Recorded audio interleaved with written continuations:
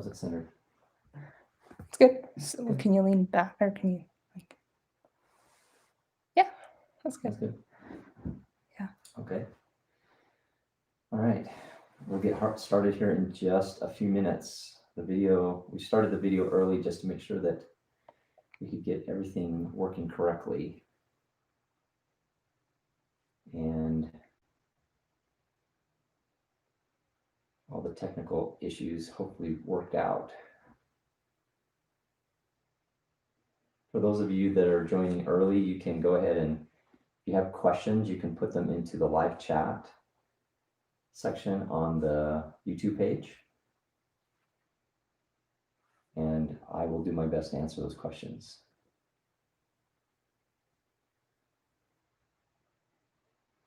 Okay. Just gonna Joe. Oh, you want to see?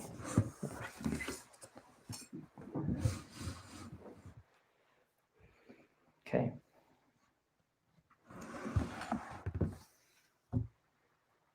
All right.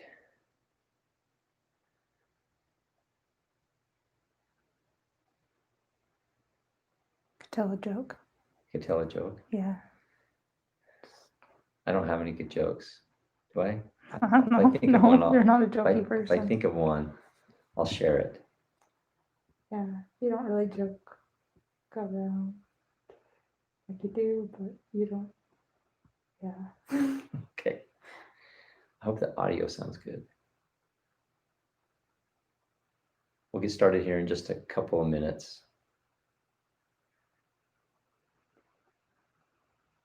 Let us know if there's any audio problems. Yeah, if there's any audio problems, you can put that in the chat, or any questions about technical questions also. Okay.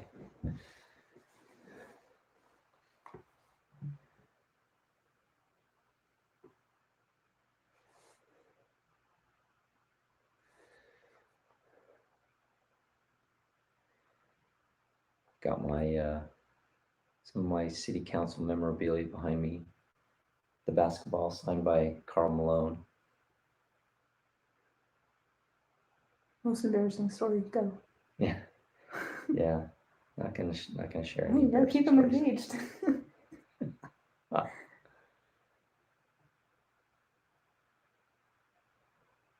That would be great.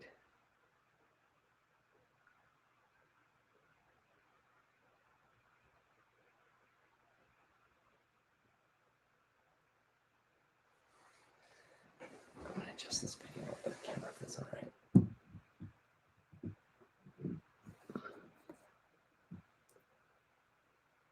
A little bit better. Yeah, that's good. Okay.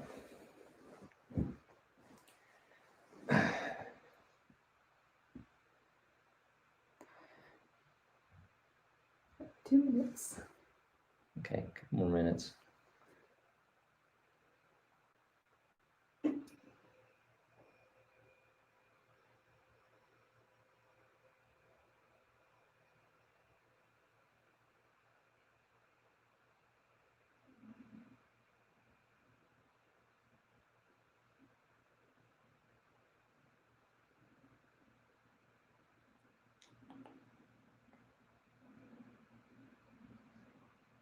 One minute. Thanks. You're welcome. Just trying to keep you on your toes. Yeah.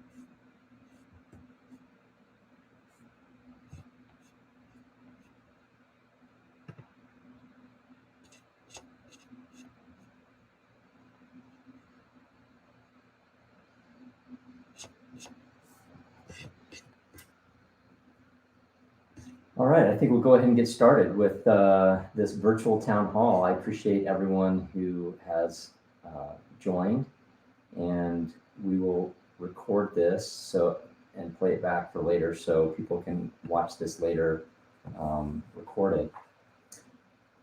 If there are any questions that you have for me, please put them into the live chat and I will answer them, and I'll go through all the questions that we get tonight.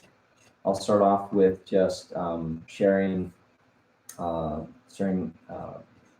own thoughts, do an introduction, and then my own thoughts on a couple of different issues, and then we'll move into questions. But feel free to put questions in the live chat at any point.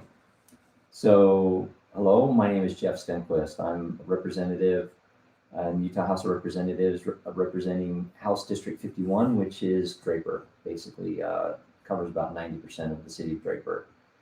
And I was elected 2 years ago after serving for 12 years on the Draper City Council, ran for Utah House of Representatives, and so I've been in for one term. I've done 2 legislative sessions so far, so almost 2 years.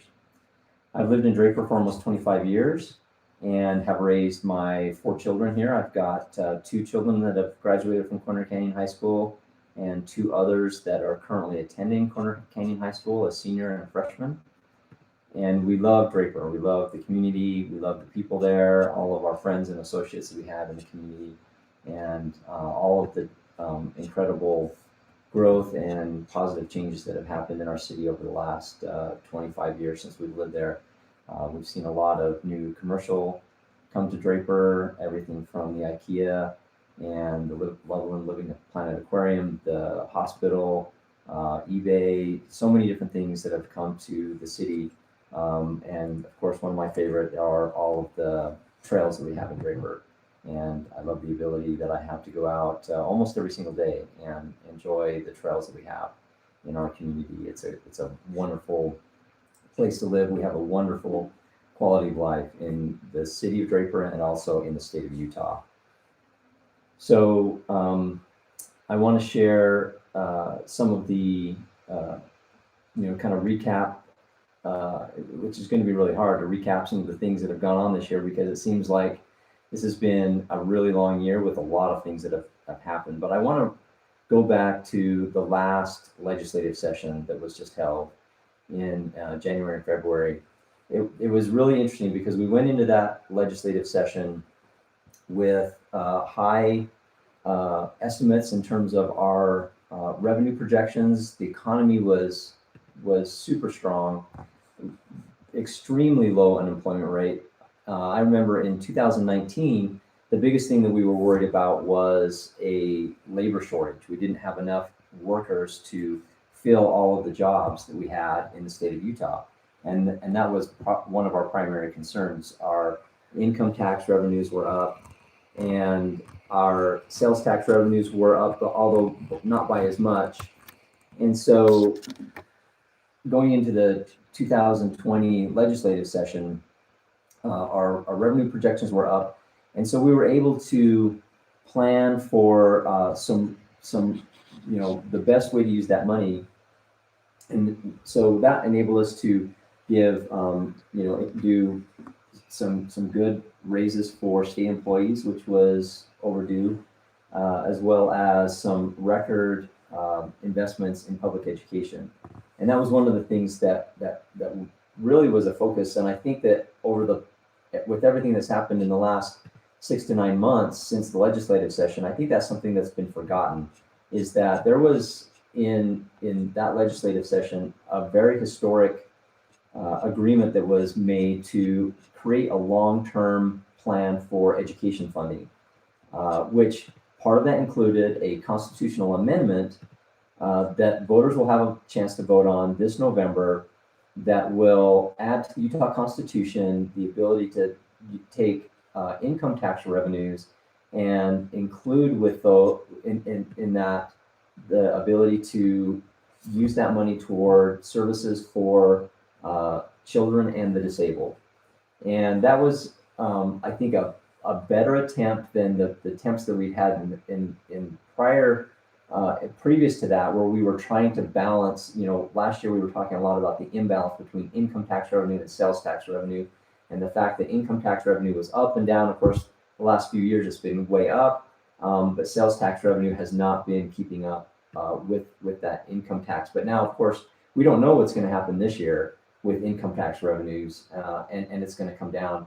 We were very worried. I remember talking, even though we had no idea that there was a recession coming, but we were talking about how likely it was that there would be a recession, that the strong economy that we were experiencing was not going to last, and we had to plan for a rainy day. So even though there were a lot of people coming to us and saying, spend this extra money, and all the different ideas that they had for spending all the money that we had, instead, I think we took a very responsible approach. We paid down debts, we paid off bonds, we paid cash for some of the construction out at the new Salt Lake City airport and for the new prison that's under construction right now. And I think that was very wise. But we were trying to plan for what are we going to do to prepare ourselves for the next economic recession. And we had no idea that it was going to happen that fast, that really it was literally a couple of months and even a couple of weeks away that we were going to find ourselves in an absolute cliff of a recession in March and April. So what we had attempted to do prior to that in terms of tax reform was not well received, was not as good of a solution that we could have come up with. And really what came out of the ashes of that those tax reform efforts was really sitting down seriously with a lot of different stakeholders and saying, okay, what's the real solution here? And one of the things we talked about, and we heard a lot from the public during that process, was to say, the real issue is that our hands are tied in terms of having earmarked income tax revenue for public and higher education. And that was the biggest thing that was kind of at the root of the issue that we were trying to get at. And we had a lot of people saying, well, let's just fix that. Well, fixing that requires a constitutional amendment, and there were a lot of concerns being expressed by the education community. But after tax reform went through that process and we repealed it in the first week of the legislative session, that's when I think all the stakeholders came together and said, hey, let's just really trying to come up with a practical solution to this. And that's where this plan for Constitutional Amendment G, I think it's G, on the ballot this year, basically changes the Constitution to include services for children and the disabled. And then in addition to that, if that passes, there's already legislation that's in place that will put in place a framework for long-term stable education funding, so that education will not be upset or will not be impacted by income tax ups and downs. The income tax tends to be very volatile, and it's up one year and down another year. And so in order to smooth out that education revenue curve, there was an agreement that was made that the education community and lawmakers and the legislature and the governor, we were all able to come together and come up with really, I think, a historic plan for long-term education funding. So now it's in the hands of the voters to decide whether or not they're going to ratify that plan, that really the Superintendents Association, the school districts, the PTA, the UEA, all came together and said, yes, this is something that we can all agree on. So, and now it's in the hands of the voters to vote in November whether or not to go forward with that plan. And if the voters reject that, then we'll have to go back to the drawing board again and come up with a different plan and understand how we're going to deal with making sure that we have a balanced budget and balanced revenue streams to pay the bills that we need to in the state of Utah. So I'm actually very interested to see what happens with that constitutional amendment, and I'm excited for the opportunity, for for the opportunity to say, we've basically solved this problem. We don't have to come back again and try to go through some other plan for reforming taxes that I think will have a long-term framework in place. I also want to talk about some of the bills that I ran this year. One that I was very excited about was the ability.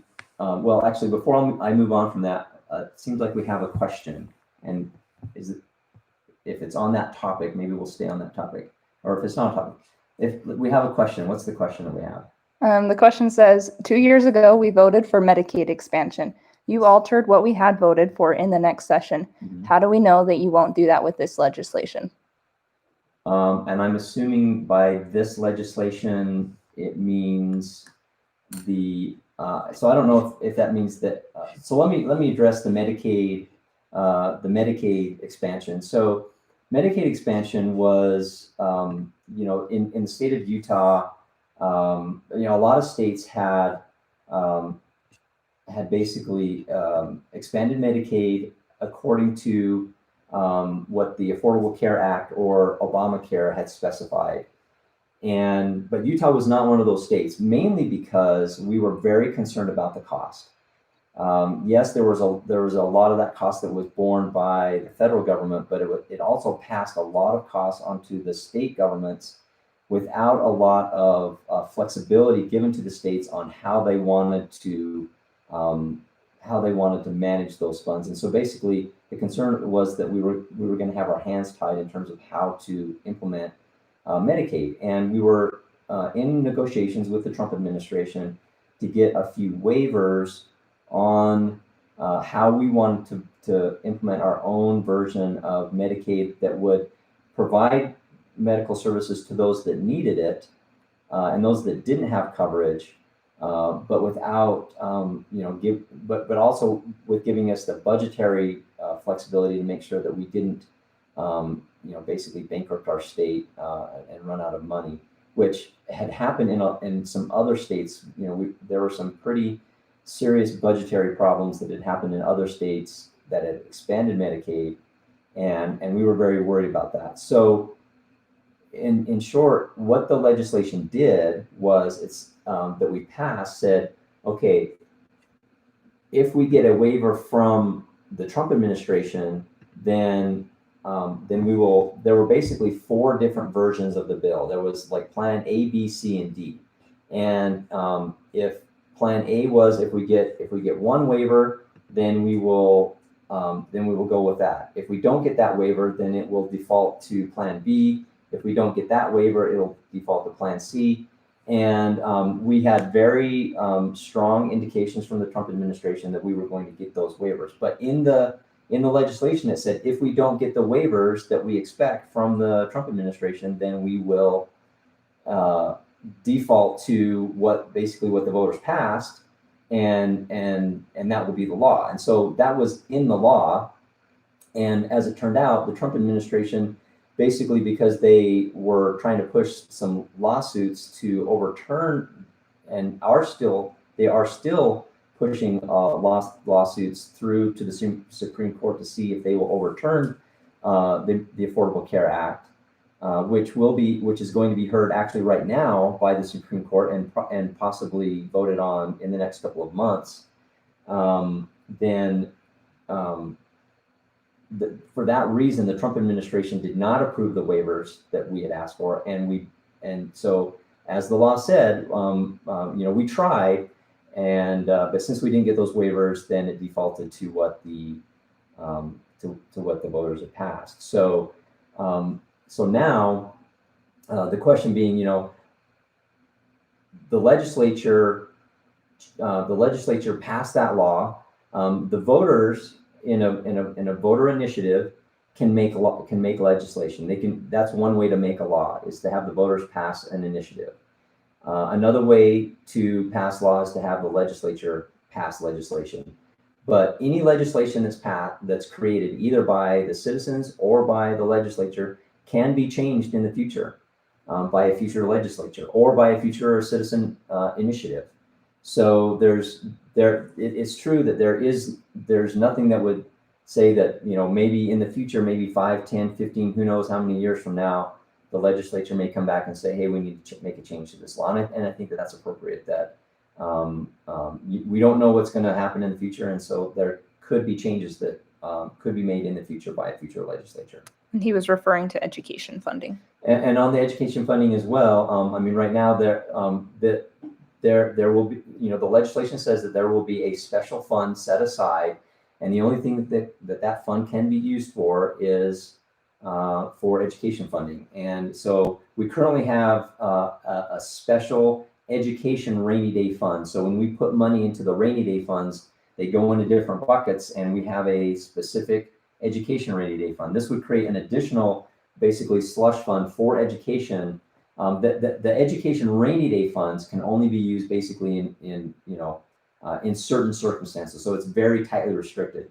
Then we would also have another reserve fund for education that would basically help us smooth out the peaks and valleys when we have a downturn in the economy and we need to backfill education funding, so that we make sure that the education community, the charter schools, the school districts know that they have a stable source of revenue going forward, and they're not going to be subject to that volatility. So could that structure be changed? Sure, it could be.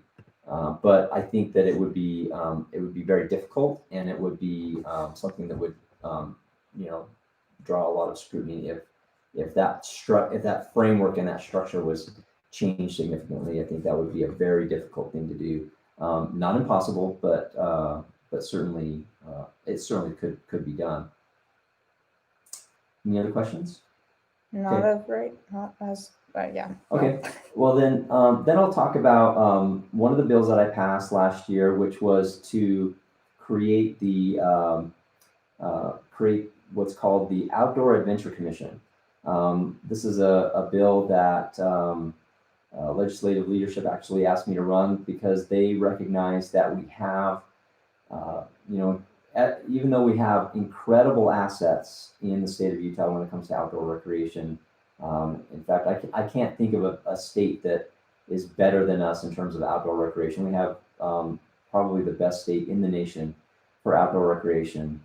At the same time, there's not really a statewide comprehensive plan and long-term strategy for outdoor recreation. A lot of it is done kind of on a regional basis, kind of piecemeal.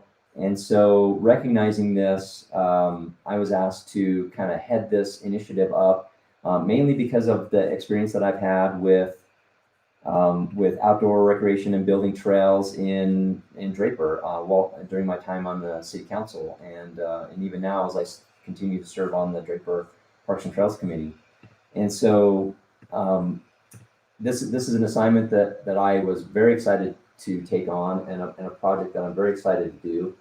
And what it does is it creates what's called the Outdoor Adventure Commission. It has about 15 different members, different stakeholders from different groups, and legislative leaders, as well as people from the Office of Outdoor Recreation, Office of Tourism. And what we're going to do is create gather information on all the different recreation assets that we have in the state of Utah, and then we're going to take that strategy, formulate a plan, and then with the idea that in the future that would help us direct our revenues and our investments to know where we need to invest to improve the outdoor recreation experience, not specifically targeted at people from out of state, but at our own residents. This is not an effort to try and bring more people into the state of Utah. We're already doing a pretty good job of that, but we're saying, for those of us who live here and love to recreate here, as well as people who come from out of state to recreate, how can we make that recreation experience better? Do we need more boat ramps, more hiking trails, more, whatever it might be? Do we have trailheads? Do we have insufficient parking, or do we need more, restroom facilities? Where are we lacking in infrastructure, in personnel, in do we have certain things that are being overused and other things that are being underutilized? and and those are the things that we'll try to identify so that we can really elevate, again, our outdoor recreation experience in the state of Utah. So that's one of the bills that I was able to pass this year, and as a consequence, the commission was formally created. I was named as chairman. From the House side, there'll be a House chair and a Senate chair. So I'm the House chair for it. But we have put that commission actually on hold at the moment because of the budget constraints that we have because of COVID. So we're gonna, right now that's on hold until, but we expect that to start up next year. And so let me kind of back up, and as I was talking about some of the things that were going on, we really had, I think, some great things happen in the last legislative session. And we started to hear, in January and February about this virus that was happening in China, and we were starting to listen in and hear some of that news, and it started to concern us. And in fact, by the last week of the session, we knew that this was coming, and this was hitting the state of Utah as well as the nation. We did, at that point, we didn't have a single case in the state of Utah, but we knew we needed to prepare for it. And so after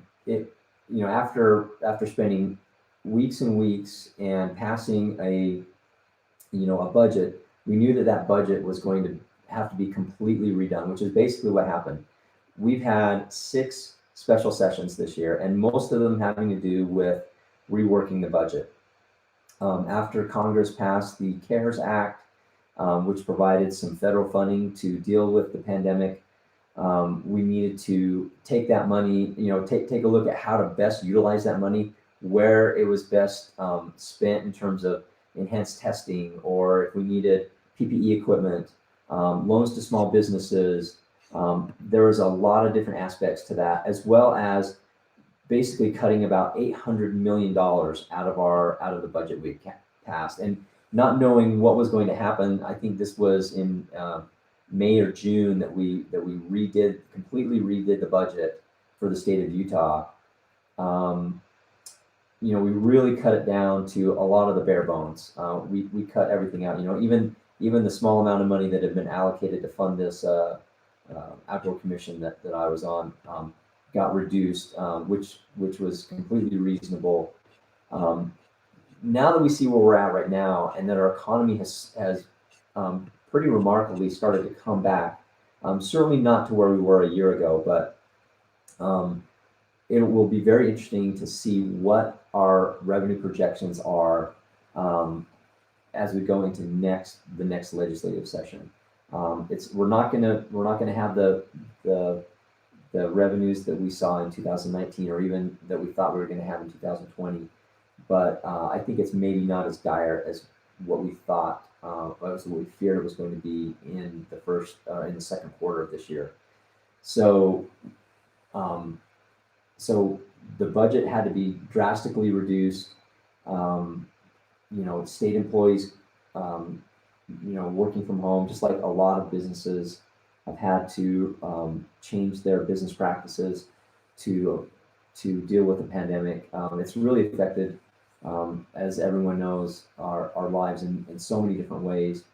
But we were able to react to that, and I'm so grateful for all of the preparation and the fiscal conservatism and the conservative approach that we've taken in the past years that really prepared our state better than any state in the nation to weather a difficult storm like this. As we've seen, our economy is number 1 in the nation right now. We have rebounded from this pandemic economically better than anyone. Now, of course, it is affecting people's health, and it's a very serious disease, and people have lost their lives. And I want to express my condolences to everyone who has lost loved ones or has suffered through very serious illnesses. I've heard from constituents who had a very bad bout of COVID and had to be hospitalized and had a difficult time of it. Others that that had contracted it and didn't feel severe symptoms. So we need to recognize that it's something that has hit a lot of people very seriously. And those of us that live in Draper, we're part of Salt Lake County, and we have been under a mask mandate now for many months. I think it's maybe something that we've kind of gotten used to. When I go to the grocery store or when I go to the hardware store, I have to get used to the idea that I'm going to put a mask on, and whenever I go out in public, we don't have the ability to gather in groups the way that we did before, and it's my sincere hope that we can get past this as quickly as possible. One of the biggest impacts I think that we've all felt is what it's done with our children and our education system. With two kids of my own in Corner Canyon High School, and having then be quarantined, as well as having to shift back to online learning. The online learning model, we felt like in the spring, was extremely difficult. It was extremely painful for parents, and it was and most importantly, it was not an effective learning environment for our children. And so I think that the education community has done an admirable job in trying to pivot and adjust to this situation that we find ourselves in right now. I just found out even less than an hour ago that Draper Park Middle School, after being online learning, is shifting back to in-person learning starting Monday. That's good news that their case counts have come back down to a level that the health department and the school district feels like they can do that. And I don't know if Corner Canyon is going to be there anytime soon, but hopefully we can all take the steps that we need to reduce the impact of this, particularly for those who are in vulnerable situations, and making sure we're sensitive to that, because for young people, healthy people, it tends to be very mild, but for many of our vulnerable populations, it can be very serious, and so we have to be very careful about how it's passed to some of those groups. So we have another question. I'm not so sure if it's a question, but a comment kind of thing. Says, I'm also interested in the question of the bargain that resulted in support of Amendment G by PTA and UEA, etc. I really appreciate your explanation of the legal prerogative of the legislature and the lack of assurance that some future legislature can't change things, especially with the recent pass of Props 2, 3, and 4, where Utah legislators weakened or killed voter initiatives, and recognizing your limited influence over whether the House honors this deal, what do you commit to do as an individual legislature? Okay, so I absolutely, and I think that in this situation, this constitutional amendment and this educational framework that was put in place was something that the legislature committed to do. And so we absolutely, as a legislature, as a whole, wholeheartedly support and endorse this new framework, and have given our commitment that we will honor it. And I personally will, I would never, I would not support any attempt to renege on that promise. I think it's a great thing, and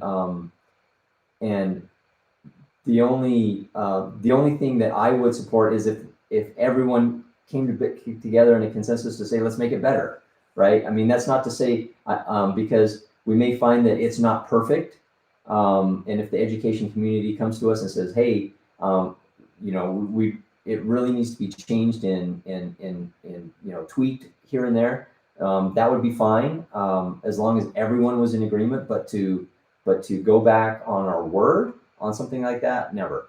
And I don't think that we would ever have the need to do that, because I think this is a problem that really has been growing for many years. This is a problem that not to criticize legislators in the past, but really this problem has been coming at us for more than 20 years, and really ever since that restriction was put on funding. It's been a growing problem, but the can has been kicked down the road for decades until it really came to a head where we just couldn't sit by and fund all of the things that we need to fund in state government. That includes everything from emergency services to health services. Particularly when we talk about the budget, one of the biggest things that has grown over the years has been our social services. We want to be able to provide services for the poor and the homeless. And now we have an obligation to provide Medicaid, the state portion of Medicaid under the Affordable Care Act, and those are things that are going to be expensive, and so we need to be able to have the ability to pay for all of those things. And I think that this framework, and really, I think that this is a benefit to the education community in the sense that really the old model, I don't think wasn't good for anybody, including education. And so I think that the new model will serve everyone well for the foreseeable future. Any other questions? Not right now. Okay. Well, let's see. I'll move on to some different topics. We've talked a little bit about, let me talk a little bit about air quality. So that's another issue that I've been very actively involved in. I'm part of the legislative Clean Air Caucus. I've run a couple of bills having to do with air quality.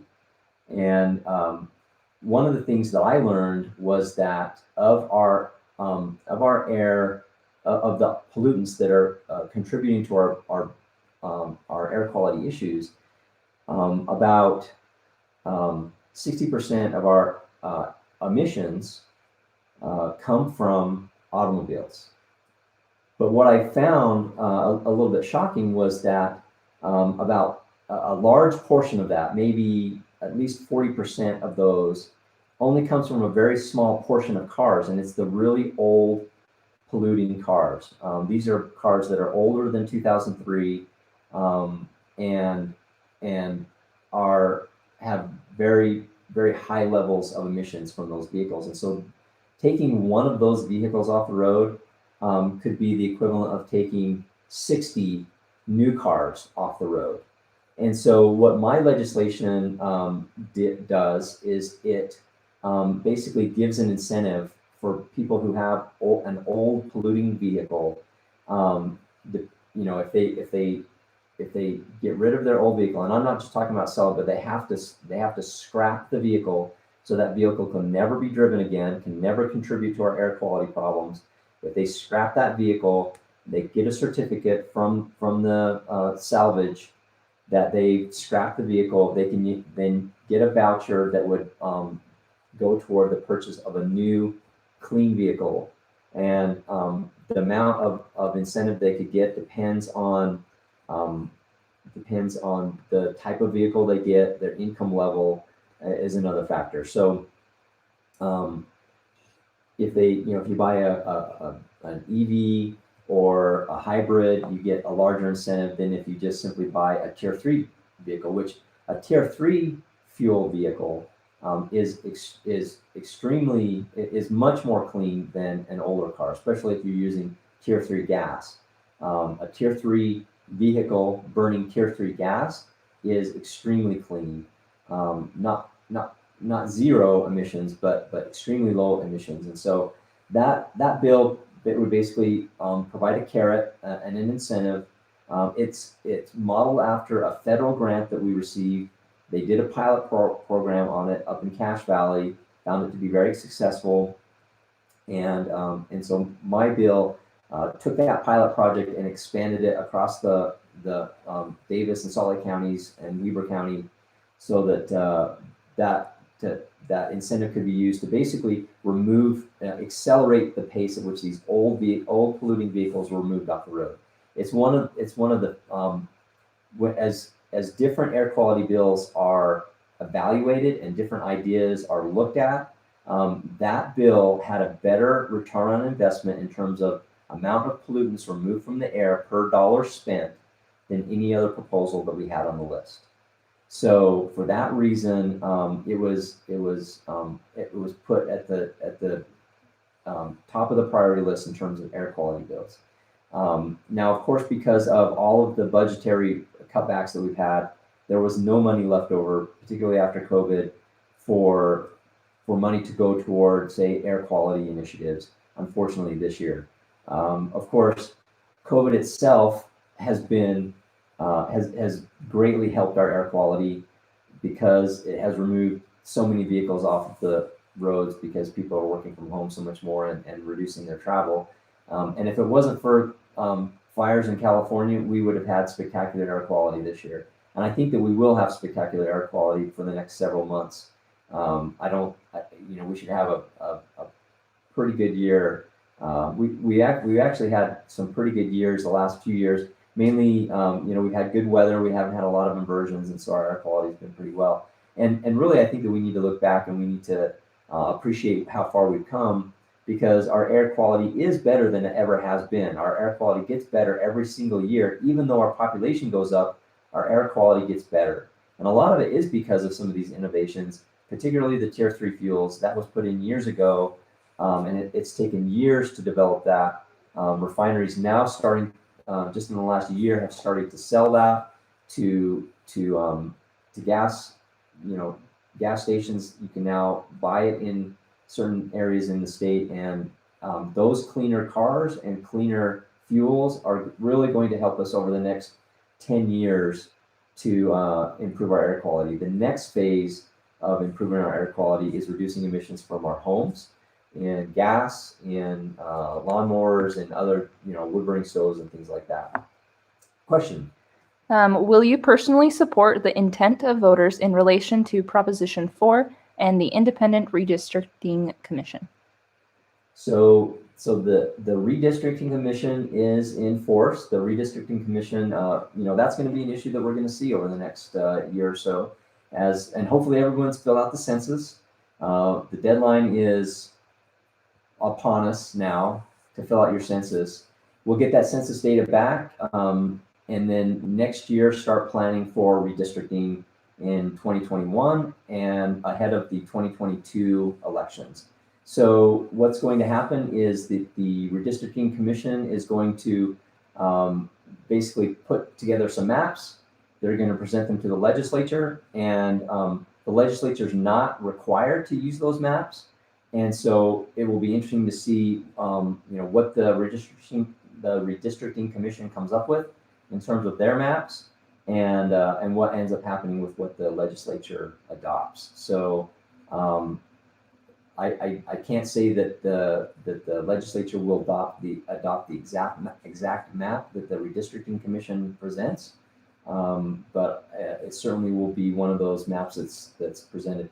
And if you look back at the redistricting process from 10 years ago, I think that it's going to follow a very similar process, because if you remember 10 years ago, anybody from the public could go into an online tool and create their own redistricting map. They could draw the boundaries however they wanted.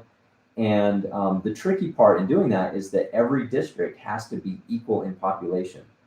It can only deviate by just a tiny amount. And so changing boundaries on one district has a domino effect to other districts. And so it actually becomes very tricky to draw those districts. And what we saw was there wasn't a lot of, when you look at state legislator districts, there wasn't a lot of carve outs based on political leanings of one community or another. the main debate was over what to do with the congressional districts, particularly the 4th congressional district. So we'll see what happens and how those boundaries change. I think that we are expecting that Utah County will pick up a lot more population than what it did, than what it had last 10 years ago. And so the population center is going to shift south, closer toward Utah County. I don't know what that means for the south end of the Salt Lake Valley. We've certainly seen some growth in Draper, but not as much as we've seen on the west side of Salt Lake Valley, and certainly not as much as what we've seen in Utah County. So it'll be interesting to see where how that has to shift to accommodate those population changes. Okay. Yes, redistricting, and in fact, I'm on one of the House committees that could very well, unless committee assignments change, I'm on a committee that could very well consider that. And then I've actually been as a part of one of the legislators in the state of Utah that's part of a national redistricting committee with the National Conference of State Legislatures. So it's something that I've been watching closely, and it will be interesting to see how that plays forward. I'm not going to be the one in charge of it or managing the redistricting process, but certainly I will weigh in on that. Yes, another question. Will there be high transparency into the process of redistricting, of the redistricting? Yeah, that's a good question. High transparency. So I'll describe the transparency and what I know about what I expect the process to be, and then I'll let the voters decide if they feel like they consider that high transparency. But transparency, yes, because all of the maps, like I said, 10 years ago, the public could submit maps to the legislature. The Redistricting Commission will submit maps to the legislature. Different legislators may have different maps or different changes to certain maps that they want to make. All of those will be submitted to a committee that will hold public hearings. There will be public comment taken, and then all of those maps will be available to view by the public, and then it will be eventually a map has to be adopted by the legislature. That's something that is that cannot be changed. At the end of the day, the legislature votes on what redistricting map to adopt, and so all of the public hearings, all of the votes taken will all be public. And so I think yes, it'll have a high level of transparency. The whole process from drawing the maps to considering them, the debates, the public comment, the votes taken, everything will be done in the light of day. Nothing else for now. All right, yeah, and that's a great topic to cover. I also want to talk about something that's maybe a little bit closer to home. I know that a lot of Draper residents are concerned about, and that's with some legislation that went on with regard to the Geneva Rock gravel extraction operation that we have in Draper. There was, this is something we talked about 2 years ago in the campaign that I had then in 2018, because, and actually I'll go back even further than that during my time on the city council. Going back to about 2012, Geneva Rock had started to talk to the city of Draper about expanding their gravel pit operations. And I actually went out and met with them to get educated about what they wanted to do back then in 2012, along with Mayor Smith. And we met with them, we talked about it.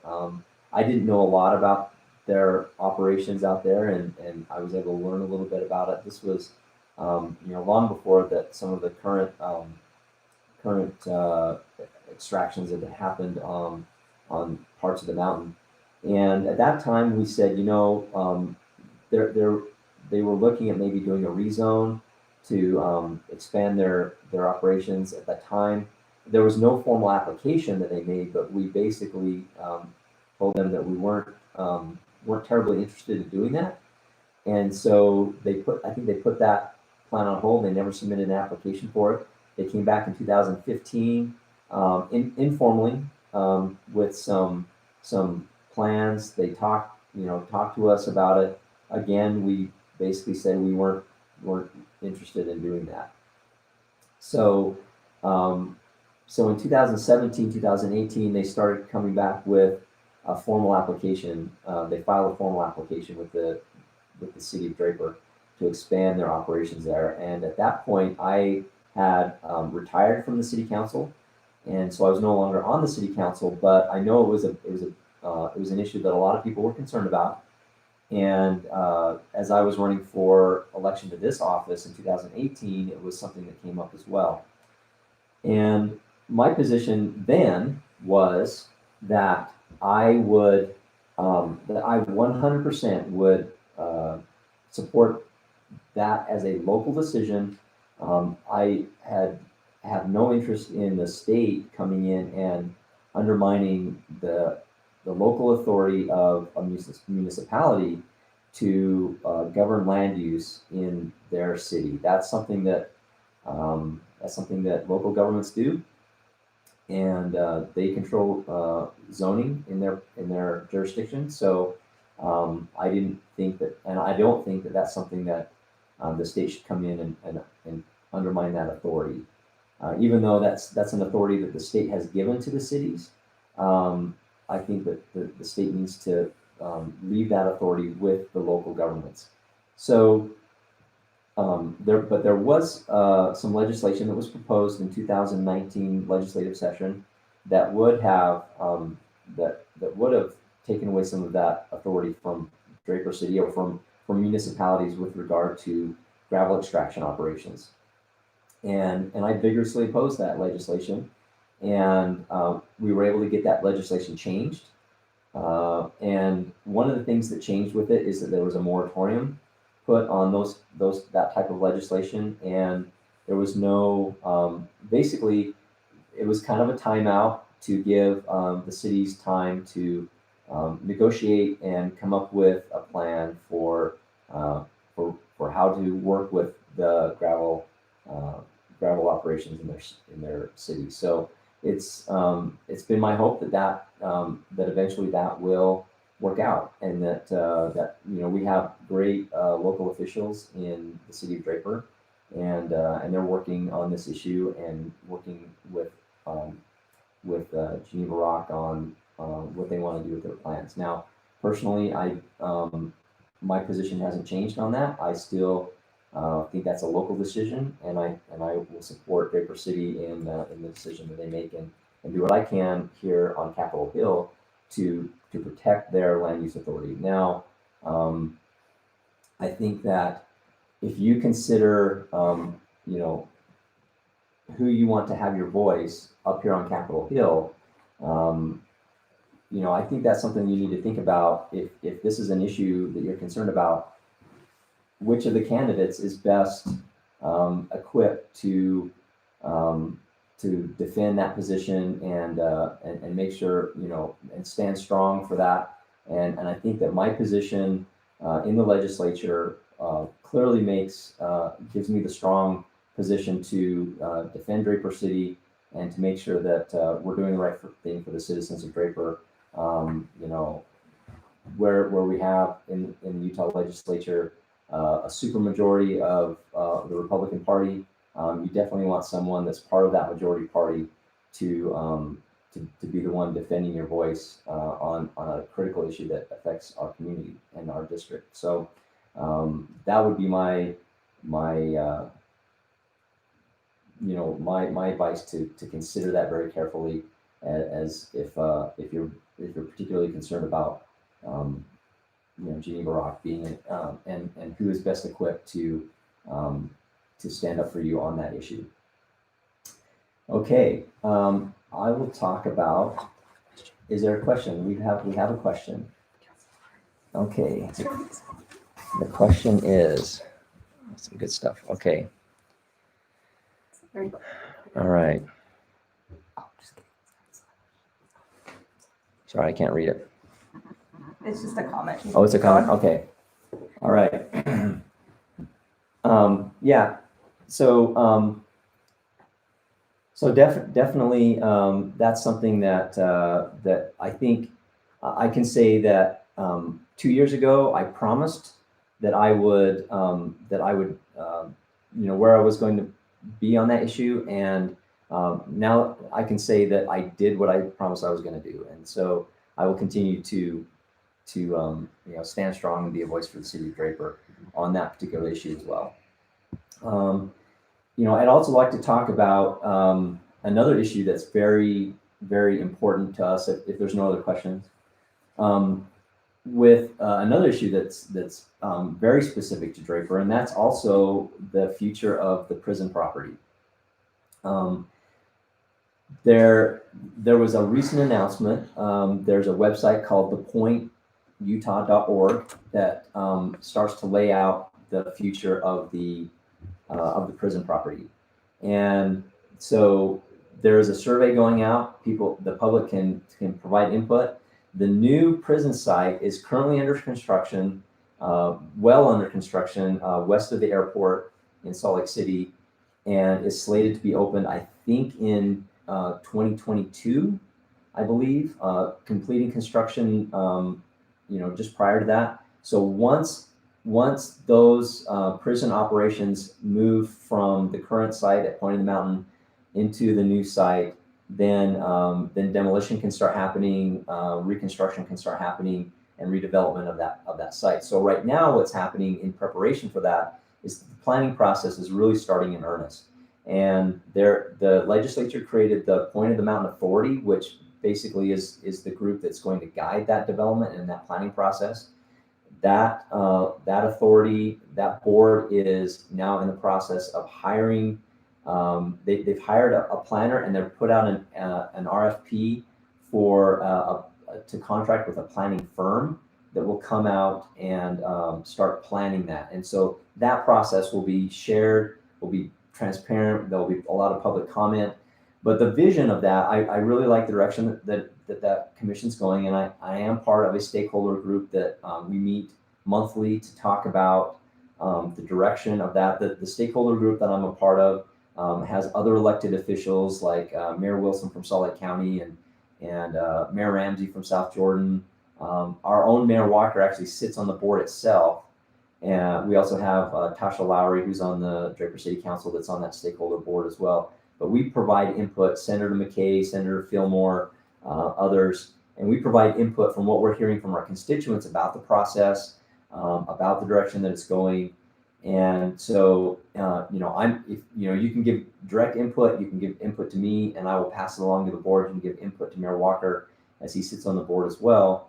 But the goal of that land is to make sure that it's an economic engine for the state of Utah. It has tremendous economic potential in terms of a job creation site, as well as having a mixed use of residential and retail and other uses on that site. It's about 700 acres and, strategically located. It really is, we've talked a lot about this, about the tremendous potential that site has, given its location, given the transportation infrastructure.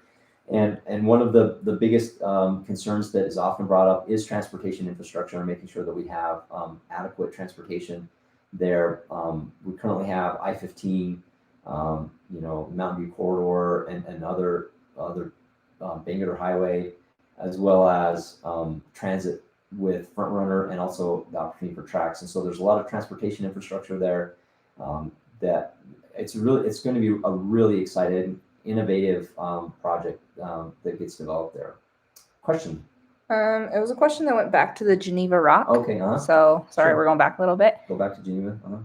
Okay, there's actually, yeah. Okay, so do you have any specific plan to stop Geneva Rock from continuing to pressure Draper and their continuing efforts to subvert local control and local residents' wishes?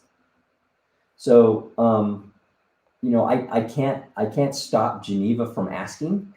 I can't stop Geneva from, even putting pressure on or offering solutions. I think that at some point there needs to be a solution offered.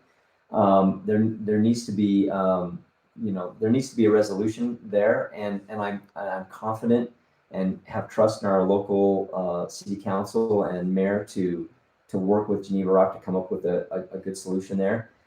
It's interesting because I just last Saturday, people who know me know that I like to mountain bike, and there are some new mountain bike trails that have recently opened up that connect. There's a system of trails that Lehigh has developed above Traverse Mountain that now connect to some of the trails in Draper. And so if you go up Ann's Trail, there's a new trail that goes up behind the ridge, the flat part of the ridge behind the hang gliding park, and there's a trail there, and it gives you a great perspective into the gravel pit, and because it goes along that boundary between some of that pristine open space that we want to preserve and the current gravel pit operations. And so the last thing I would want to see is further encroachment of those gravel pit operations to take out some of those new trails that have been built and some of those other areas that are really nice up there. And so that's my outlook, and I think that working with Draper City, I really think that they can come up with a solution there. I don't know how long that's going to take, and certainly making sure that they're following all the regulations that they need to follow is really important as well. But I don't think that the state should come in and bring the hammer down on Draper City and come up with a solution. I think that Draper City needs to do that. I hope that answers the question. And then we've got another question going back to the old prison location. And the question is, will you work with the tech community to set up a hackerspace? Oh, that's a good question. Being in the technology community myself, I think there's enough opportunities there on that prison site for lots of different uses, and certainly there will be office space, and we've got spaces different parts in the valley. Like you look at the salt mine that's in Sandy, or that Church and State that's downtown on 4th South, which are kind of like incubator type environments, Silicon Slopes in Lehigh. I think those types of environments, I think we'll see a lot of those things come out of that prison site. And so, what specific things are built there, I don't know, but I think it will absolutely be a hub for the technology community. And so I could see that kind of activity going on there for sure. Absolutely. Okay, nothing else for now. All right. So we've talked about Geneva. We've talked about the prison property. We've talked a little bit about the state, what we're going through with COVID and education. When it comes to education, I feel like I've really had a good relationship. I want to talk a little bit about education in general. I feel like I have a really good relationship with our local school board, our Canyon School District, as well as the private schools. We have Juan Diego, fantastic private school that has been nationally recognized. We love having them in our community, as well as the charter schools that we have. So we really have a good, diverse education community. We have diverse opportunities for education in Draper. And this experience that we're going through with COVID has now, I think, broadened everyone's view in terms of what might be possible in terms of online learning options or homeschooling options. So I'm very optimistic that we may see some innovation come out of this situation that would really benefit our education community. And so I've really enjoyed working very closely with different educators, visiting classrooms, doing presentations, and seeing and hearing from teachers about the challenges that they see. One of the things that we identified was, that there was a real need for more aides, social workers, mental health professionals, to take some of that burden off of our educators and give them more time in their day to focus on the learning experience of their students. And so those are some of the areas that we focused on in terms of funding that we did in the last couple of years. And I think that's very helpful as well. And similarly to that, I want to talk a little bit about law enforcement, because we've had some, obviously a lot going on this year in terms of concerns over police conduct, over riots happening. Even here in Salt Lake City, right here in downtown Salt Lake, we've seen we've seen some protests turn violent, and I really support and will always stand behind anyone who wants to stand up and voice their opinions and protest peacefully. But crossing the line into violence, vandalism, anything of that sort is completely unacceptable. And it really has raised the consciousness of the public in terms of law enforcement policies and practices. And I can say that during my time working with our local police department in Draper, I'm so grateful for the first responders that we have in Draper, and our police department is top notch.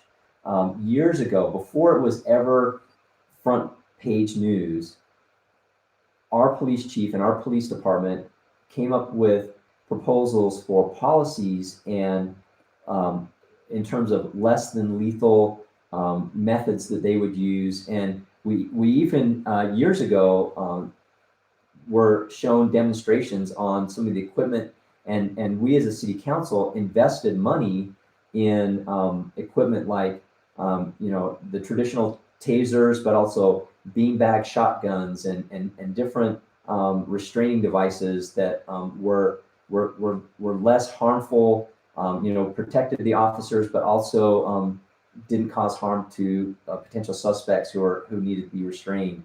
And not only did we provide that equipment to our police officers, but they went through specific training, and we had policies on how to use it and when to use it. And Draper was one of the very early adopters in the use of body cameras.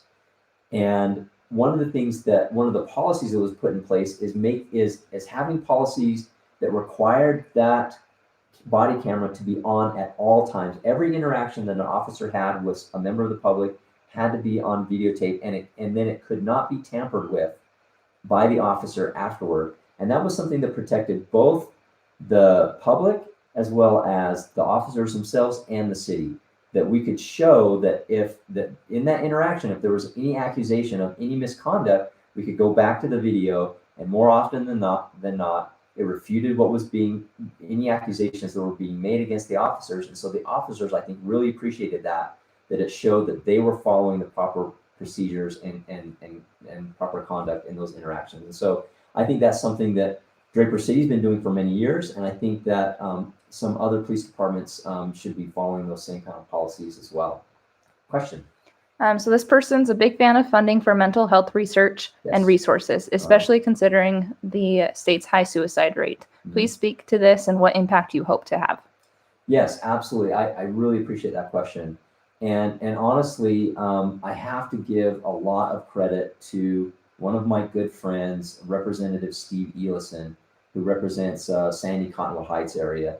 He has really been a champion and a leader in that area, and he has pushed through legislation that I have wholeheartedly supported, voted for, and even put my name down as a co-sponsor on some of that legislation to put more resources toward mental health services. And really try and address the high suicide rate that we have in Utah. Suicide is something that has touched a lot of families in the state of Utah, and it's a very, very difficult topic and a sensitive subject. And I'm glad that we're now as a society becoming more open in how to address some of these needs and how to remove some of the stigma. Just recently, as a result of some of this legislation, state and national hotlines have been put in place for help. We have the Safe UT app that allows people that are in crisis, or students that are in crisis, to report those kinds of things. And the resources that we have available are much better, particularly when it comes to, and I want to talk about, I was just talking about law enforcement, how the mental health services ties in with law enforcement, because that is one of the problems that we see. The tragedy that we just recently saw, where a young autistic boy was shot by police officers right here in Utah, was absolutely heart-wrenching, and really raises the question, well, why would we have, or why is it that we tend to default to law enforcement officers constantly having to deal with people that are in mental health crises? And sometimes that is the case. Sometimes you need, an officer to be there if it's a safety situation, but there needs to be alternatives to, especially to incarceration for someone who's in a mental health crisis. So one of the bills and one of the pieces of legislation that has been done here in the state of Utah, just in the last couple of years since I've been in, is to put more resources into to create a mental health detention area where someone who is out of control, who is potentially violent toward, a danger to themselves or someone else, a place where they can be taken, that they can get services when they're in that crisis, that's not jail, without having to book them into jail and charge them with a crime, but rather have a place where they can be taken and resources that can be brought to bear to help them with their mental health crisis. And it might be an addiction issue, but it's, having a mental health crisis, having an addiction, or just plain being homeless is not a crime and shouldn't necessarily be treated as a crime. Police officers oftentimes are encountered with those kind of situations, but they need to have the proper training and have the proper policies in place, as well as the resources given that they can direct those individuals to the places that they can get the services that they need to address that. So absolutely, I have supported those efforts by the legislature, and I will continue to do so. And we need to continue moving in that direction. But we really have made some tremendous strides in the resources and the funding and everything that we're providing, as well as and we're starting to see our suicide rates level off. The fight is far from over, but the trend is at least going in the right direction, that we're seeing those rates of suicide level off, and hopefully we can start seeing those things that go down over the years. I'll also talk about another piece of legislation that I ran, and where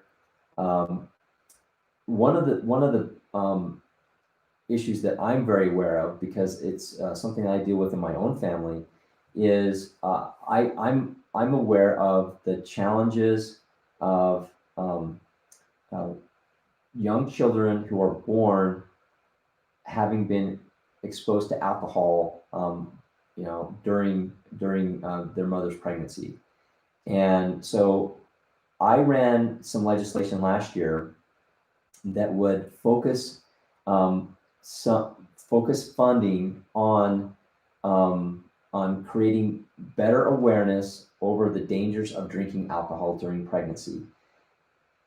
A baby that's born having been exposed to alcohol before birth, because the mother was drinking,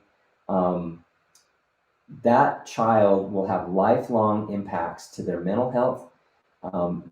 Children with fetal alcohol spectrum disorders are 80%. 80% of the children born with that have social issues, end up in jail, end up addicted to drugs, and with substance abuse issues. It's a serious mental and social problem that we deal with, that we will deal with for the rest of that person's life. And so by putting just a few resources, a small amount of funding to perhaps preventing that from happening in the first place by educating people about the dangers of drinking alcohol during pregnancy. If we can reduce that from happening, it actually pays off dividends, not just in reduced costs to the state in social services, but the impact to people's lives is tremendous, both to the children and to their families that deal with the social outcomes from someone who has fetal alcohol spectrum disorders. And so that's an issue that I'm going to continue to push on. The state of Utah is an alcohol control state, and we do that for a reason, because of some of the social impacts of alcohol. One of the things that we do is we take a portion of alcohol revenue that the state normally would receive. We take a portion of that and we spend it on educating young people about the dangers of drinking alcohol for youth. And so my program is very similar to that, and is tailored and copied that model to funnel some of those alcohol funds to remediate the negative impacts of alcohol in the case of drinking during pregnancy. So that's an issue that I was able to pass a bill last year to start that process and to start doing a pilot project. And I will continue working on that issue because I think it's something that can be very helpful for the state. No more questions? Okay. We've gone a little bit more than an hour. What's that? No more questions? Okay. Well, so I think that I'll wrap it up right there. Again, I really appreciate everyone that's taken the time to watch this video live, or maybe you're watching it recorded. Utah really is a tremendous state. We're incredibly lucky to live where we live and to have the strong economy, the diverse economy that we have. One of the best things that I love about our economy is we're ranked highly on so many different types of metrics, is we're one of the top states in the nation for upward mobility. People here have more opportunity than other areas in the country to improve their economic standing and to really, grow and thrive economically and in their families in this state. It really is, I think, the best place to live and work and to raise a family. The opportunities that we have here with the outdoors and with the environment that we have are really tremendous. So I think that we need to continue with the principles and practical solutions to keep that, keep Utah, keep us moving in that direction, keep us as one of the best places to live and work and to raise our families. And so, again, I appreciate your spending some time with me. If you ever have any questions, you can email me. You can call me. I have people call me on the phone all the time, text, social media. By all means, get a hold of me and I will respond as soon as I can. So thank you very much and have a good evening.